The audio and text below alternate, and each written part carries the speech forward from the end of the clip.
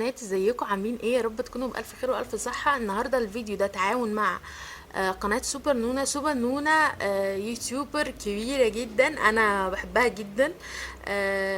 القناة بتاعتها قناة متنوعة، فيها طبخ وفيها تعليم رسم وفيها كل حاجة انت هتلاقيها، فيها دي اي واي، وفيها ازاي ننضف بيتنا، وفيها حاجات كتير جديد كتير جدا جدا، وفيها ماسكات، وفيها كل حاجة ممكن تتخيليها وتتخيلهاش هتلاقيها على قناة سوبر نونا.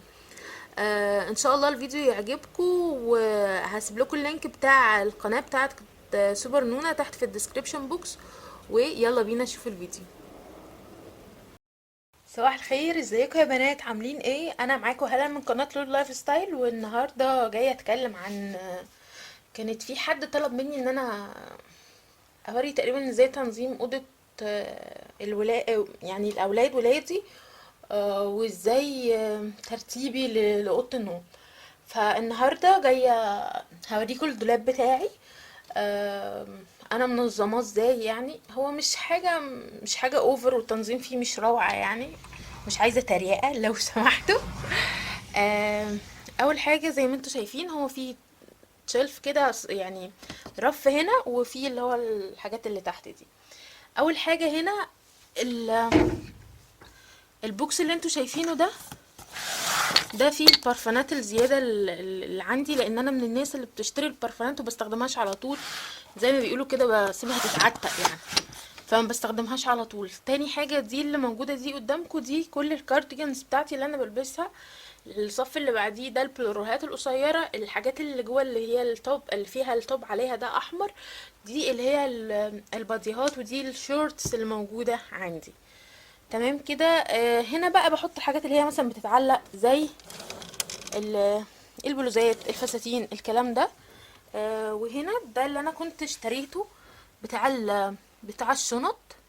حتى فيه مش كل الشنط بصراحة، لان انا لما حطيت كل الشنط في الاتنين لقيتهم زحموا الدولاب وخدوا مكان كبير قوي، فحطيت هنا ال- الشنط بس اللي انا بستخدمها تقريبا بشكل يومي، اللي هي الالوان الثابته بتاعتي، اللي هي الالوان الاساسيه، يعني اللي هو الاسود، البني، الرمادي،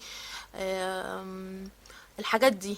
هنا بقى في البوكس ده في اهو البتاع التاني ده، وفي هنا بقى الشنط اللي هي مش بستخدمها غير آه، يعني مش بستخدمها على طول، بستخدمها في اوقات معينه، ممكن في حاجات صيفي شويه. في ناس طبعا هتقول هي في شنط للصيف والشتاء. بالنسبه لي في شنط للصيف وشنط للشتاء.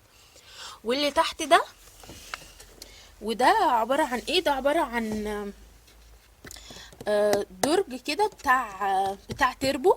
انا استخدمته ان انا شلت فيه الحاجات الصيفي، الجزم الصيفي اللي انا اوريدي دلوقتي في الشتاء ما بستخدمهاش. حطيتها فيه، طبعا لمعت الجزمه كويس جدا وتاكدت ان ريحتها زي الفل ما فيهاش اي حاجه. ورشيتها من جوه كربوناتو. وحطيتها كل جزمه حطيتها في شنطه، في كيس اللي هو بتاع الساندوتشات ده، عشان خاطر ما تعمليش ريحه في الدولاب. وفعلا والله مفيش اي ريحه، هي زي الفل.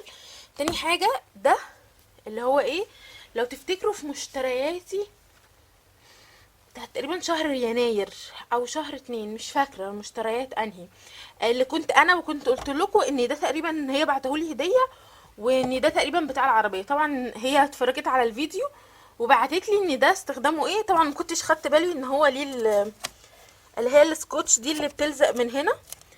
بيتحط في الدولاب كده. انا طبعا استغليته، حطيت فيه كل البنطلونات الجينز اللي عندي، حطيتها. و والبنطلونات، دول مش بنطلونات جينز، دول بنطلونات كده قماش، اللي تحت الالوان دي واسعه شويه. آه فاستغليته في ان انا حطيت الحاجات كده، وبصراحه حلو وبيشيل حاجات كتير، وبجد تسلم وكتر خيرها قوي على الحاجه التحفه دي، بجد نفعتني جدا جدا جدا. فده كده بشكل مبسط طريقتي في تنظيم دولابي انا، الظرف بتاعتي انا. ده استخدامي، ده ترتيبي ليها. يا رب يكون عجبتكم، وما تنسوش تعملوا شير ولايك سبسكرايب، واي طلبات سيبوها لي تحت في الكومنتات، وان شاء الله هرد عليكم واشوفكم الفيديو الجاي. سلام عليكم.